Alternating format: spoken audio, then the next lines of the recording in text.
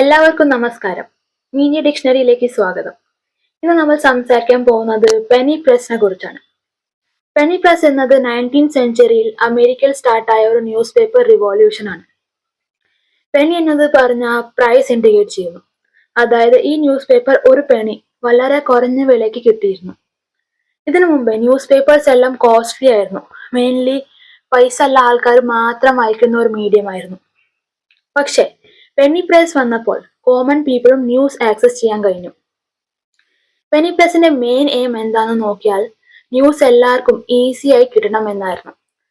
അതുകൊണ്ട് കോണ്ടന്റും സിമ്പിളായി ഇൻട്രസ്റ്റിംഗ് ആയി പ്രസന്റ് ചെയ്തു.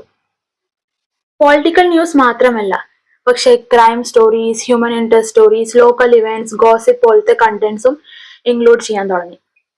ഇതുകൊണ്ട് റീഡേഴ്സിന് ഒരു എന്റർടൈൻമെന്റ് ഫീലും കിട്ടിയിരുന്നു. ഈ മൂവ്മെന്റ് പോപ്പുലർ ആക്കാൻ ഒരു ഇമ്പോർട്ടന്റ് പേഴ്സൺ ആണ് ബെഞ്ചമിൻ ഡേ.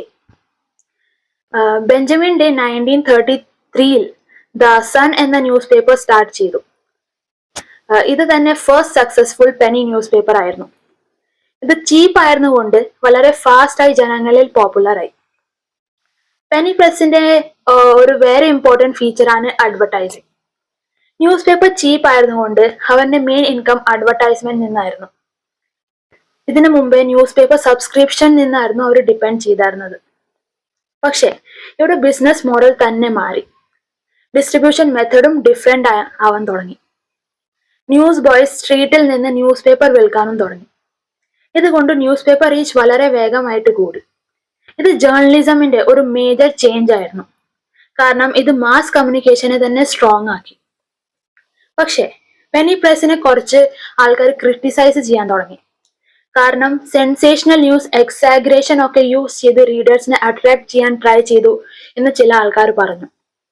അതുകൊണ്ട് ജേർണലിസമിന്റെ ക്വാളിറ്റി കുറഞ്ഞ എന്നാണ് ആൾക്കാർ പറയുന്നത്. പക്ഷെ പെനി പ്രസ് എന്നത് ജേർണലിസം ഹിസ്റ്ററിയിൽ ഒരു ടേണിംഗ് പോയിന്റ് ആയിരുന്നു. ഇത് ന്യൂസ് എല്ലാവരും ആക്സസബിൾ ആക്കി മാസ് ഓഡിയൻസിനെ കണക്ട് ചെയ്തു.